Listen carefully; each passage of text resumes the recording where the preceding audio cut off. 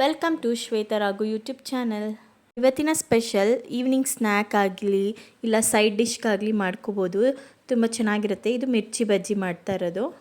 ಮಾಡೋದು ಹೇಗೆ ಅಂತ ನೋಡ್ಕೊಂಡು ಬರೋಣ. ನೋಡಿ, ಇವಾಗ ಒಂದು ಬೌಲ್ಗೆ ನಾನು ಕಡಲೆ ಹಿಟ್ಟು ಹಾಕ್ಕೊಂಡಿದ್ದೀನಿ. ಅದಕ್ಕೀಗ ರುಚಿಗೆ ತಕ್ಕಷ್ಟು ಉಪ್ಪು ಹಾಕ್ಕೊಂಡಿದ್ದೀನಿ. ಹಾಕ್ಕೊಂಡ್ಮೇಲೆ ಇವಾಗ ನಾನು ಒಂದು 1/4 ಚಮಚದಷ್ಟು ಸೋಡಾ ಹಾಕೋತಾ ಇದ್ದೀನಿ. ಯಾಕಂದರೆ ಸ್ವಲ್ಪ ಸಾಫ್ಟಾಗಿರುತ್ತೆ ಅಂತ. ನಾನೀಗ ನೋಡಿ ಅಜ್ವೈನ್ ಹಾಕೋತಾ ಇದ್ದೀನಿ. ಹಿಂಗೆ ಕ್ರಷ್ ಮಾಡಿಬಿಟ್ಟು ಆ ಕೈಯಲ್ಲಿ ಹಾಕೋತಾ ಇದ್ದೀನಿ, ಯಾಕಂದರೆ ಫ್ಲೇವರ್ ಚೆನ್ನಾಗಿರುತ್ತೆ ಅಂತ. ಅದು ಜೀರ್ಣಶಕ್ತಿಗೆ ಒಳ್ಳೆಯದು. ನೋಡಿ, ಈಗ 1 ಟೇಬಲ್ ಸ್ಪೂನಷ್ಟು ನಾನು ಖಾರದ ಪುಡಿ ಹಾಕೋತಾ ಇದ್ದೀನಿ. ಚೆನ್ನಾಗಿ ಮಿಕ್ಸ್ ಮಾಡ್ಕೋತಾ ಇದ್ದೀನಿ. ಮಿಕ್ಸ್ ಮಾಡ್ಕೊಂಡ್ಮೇಲೆ ನಾನೀಗ ನೀರು ಹಾಕೋತಾ ಇದ್ದೀನಿ. ನೀರು ಹಾಕ್ಕೊಂಡು ಅದಕ್ಕೆ ಎಷ್ಟು ಬೇಕೋ ಅಷ್ಟು ಕನ್ಸಿಸ್ಟೆನ್ಸಿ ನೀರು ಹಾಕ್ಕೊಂಡು ಕನ್ಸಿಸ್ಟೆನ್ಸಿ ಮಾಡ್ಕೋತಾ ಇದ್ದೀನಿ ನಾನೀಗ ಕಲಿಸ್ಕೊಂಡು.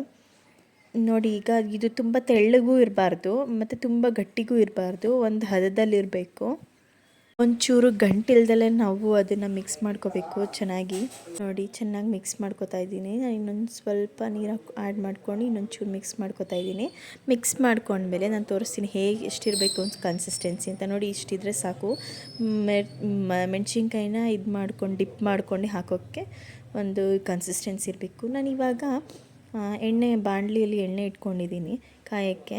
ನೋಡಿ, ಇವಾಗ ಒಂದೊಂದೇ ಮೆಣಸಿನ್ಕಾಯಿನ ಹಾಕೋತಾ ಇದ್ದೀನಿ ಫ್ರೈ ಮಾಡೋಕ್ಕೆ.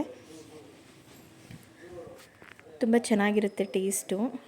ಕರ್ನಾಟಕ ಕಡೆ ಎಲ್ಲ ಈ ಮಿರ್ಚಿ ಮಂಡಕ್ಕಿ ಎಲ್ಲ ಮಾಡ್ತಾರೆ, ಈವ್ನಿಂಗ್ ಸ್ನ್ಯಾಕ್ ಆಗಿ ತೊಗೋತಾರೆ. ತುಂಬ ಚೆನ್ನಾಗಿರುತ್ತೆ. ಹಾಗಾಗಿ ಒಂದಿನ ನಾನು ಮಿರ್ಚಿ ಮಂಡಕ್ಕಿ ಮಾಡೋದನ್ನು ತೋರಿಸ್ತೀನಿ ಹೇಗೆ ಅಂತ. ಈಗ ಸದ್ಯಕ್ಕೆ ಮಿರ್ಚಿ ಮಾಡೋದು ತೋರಿಸ್ತಾ ಇದ್ದೀನಿ. ಈವ್ನಿಂಗ್ ಸ್ನ್ಯಾಕ್ ಆಗಿ ತುಂಬ ಚೆನ್ನಾಗಿರುತ್ತೆ. ಒಂದು ಸತಿ ಟ್ರೈ ಮಾಡಿ. ನಾನು ಮಾಡಿರೋ ರೀತಿ ನಿಮ್ಗೆ ಇಷ್ಟ ಆದರೆ ಲೈಕ್, ಶೇರ್, ಸಬ್ಸ್ಕ್ರೈಬ್ ಮಾಡಿ, ಕಮೆಂಟ್ ಮಾಡಿ. Thank you for watching.